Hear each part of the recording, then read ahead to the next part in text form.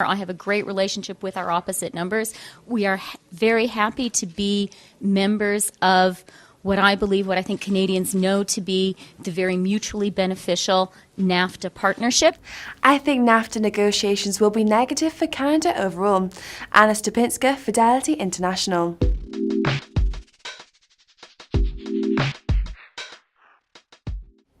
The goods and services deficit in the United States narrowed lower than market expectations.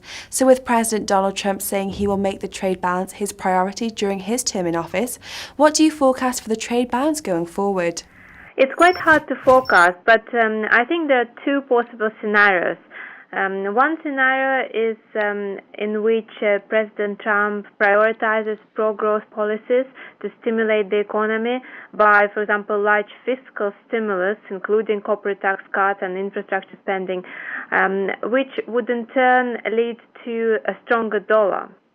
And this dollar strength would be bad for exports and good for imports, widening the trade deficit.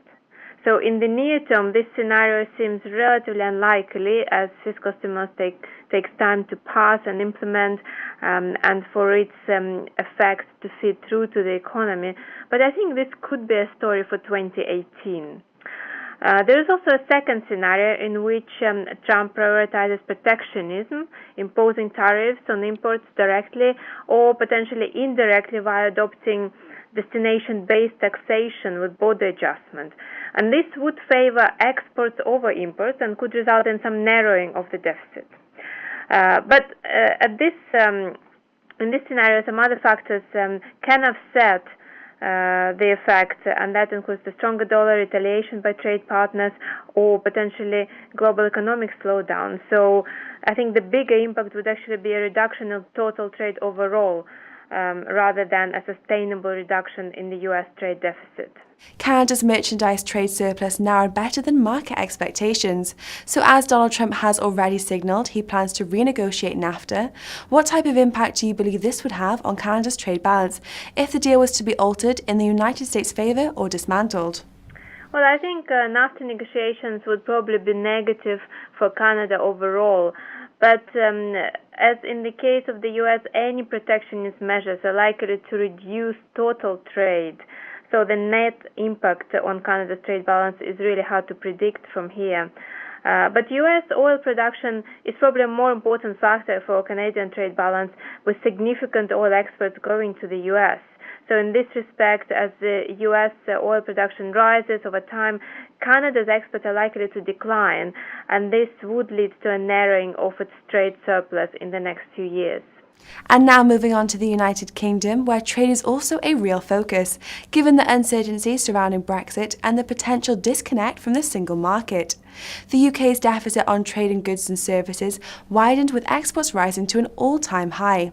So Anna, do you believe this is a sign of good things to come for the UK trade despite Brexit, or will these strong numbers disappear if the UK does leave the single market? I think it's interesting that the UK exports grew quickly, but imports also grew and even quicker, reaching an all-time high as well. And this is partly due to the initial effect of a much weaker sterling. So imports have become more costly and exports are less valuable. And in theory, UK trade balance could improve as exports become more competitive over time, provided that this currency weakness is sustainable, and at the same time, consumers switch away from expensive imports towards local goods. However, because Brexit will likely make it harder for UK companies to export to its largest trading partner, the EU, this competitive advantage in exports might not be long-lasting due to potential tariffs or other barriers to trade. So I think what is more likely is that this inflation that is caused by currency depreciation will slow down domestic growth in the UK. By hurting domestic demand, and this will eventually reduce demand for imports and narrow the trade deficit by this channel. And I think it's this story that is likely to unfold over the next few months. Well, Anna, thank you for your thoughts. That's all from me for this trading week, but Monday brings our week ahead, keeping you informed of all the potential market moves, so click back.